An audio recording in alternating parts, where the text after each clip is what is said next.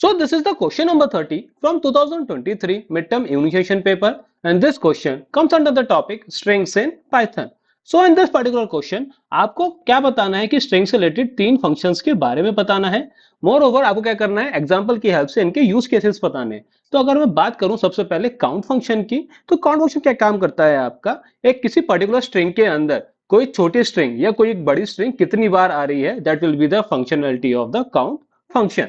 तो जैसे इसका सिंटेक्स क्या है आपका, कि कोई भी ओरिजिनल स्ट्रिंग है आपकी, उसमें क्या करना है, आपको स्ट्रिंग चेक करनी है और with the help of indexing check करनी है। तो for that you can have count function. तो let's try to understand this with example. तो फॉर एग्जांपल मेरी स्ट्रिंग है welcome to CS with Python. First second line में क्या करा मैंने, स्ट्रिंग डॉट काउंट ओ। इस केस में क्या करा है कि मैं चेक करना चाह रहा हूं कि मेरी जो स्ट्रिंग वन है, यानी कि जो ओरिजिनल स्ट्रिंग है, उसमें मेरा ओ कितनी बार आ रहा है। तो उस केस में क्या कर सकता हूं मैं, आई विल सी 1 2 एंड 3। तो आप देख रहे होंगे कि आउटपुट क्या आ गया आपका 3। लेकिन ध्यान दीजिए इस केस में क्या करा है, मैंने स्टार्ट और एंड की वैल्यू नहीं दी। अगर मैंने स्टार्ट और एंड की वैल्यू पास नहीं करी तो स्टार्ट की वैल्यू क्या होगी आपकी 0 और एंड क्या होगी, एंड ऑफ द स्ट्रिंग। ठीक है।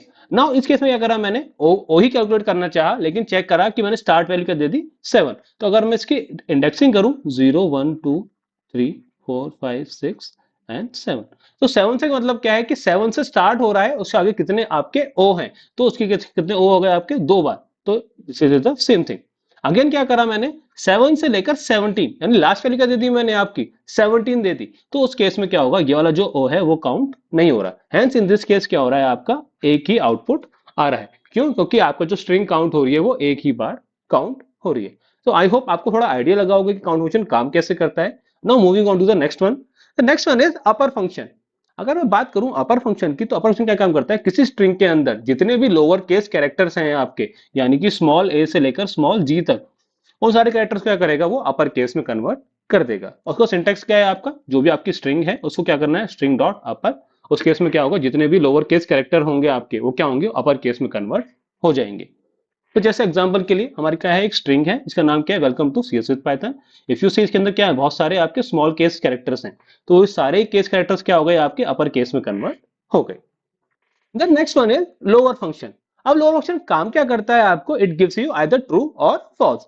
तो ट्रू कब मिलेगा आपका, जिस स्ट्रिंग को आप चेक कर रहे हो, फर्स्ट ऑफ ऑल वो तो नॉन एम्प्टी होनी चाहिए, दूसरे क्या होने चाहिए, सारे कैरेक्टर्स क्या होने चाहिए आपके, लोअर केस अल्फाबेट होने चाहिए। अगर लोअर केस होने चाहिए या फिर कोई और रैंडम डिजिट्स होनी चाहिए या रैंडम स्पेशल कैरेक्टर्स होने चाहिए, बट उसमें कोई अपर केस कैरेक्टर नहीं है, तो in that case it will give you true. और अगर कोई अपर केस कैरेक्टर है तो it will give you false. ठीक है। तो जैसे एग्जांपल के लिए अगर मैं बात करूं, हमारे क्या स्ट्रिंग ले लिया हमने, welcome to CS with Python. तो इसके इसमें चेक करना चाहा कि इट इज लोअर, तो लोअर नहीं है। क्यों, क्योंकि इसमें कुछ कैरेक्टर ऐसे हैं जो आपके अपर केस में आ रहे हैं। ओके। तो हेंस इन दिस केस क्या आ गया आपका आउटपुट, फॉल्स। नाउ अगर मैंने कुछ स्ट्रिंग लिस्ट के अंदर क्या है, सारे स्मॉल केस है, तो उस केस में क्या आ गया आपका ट्रू।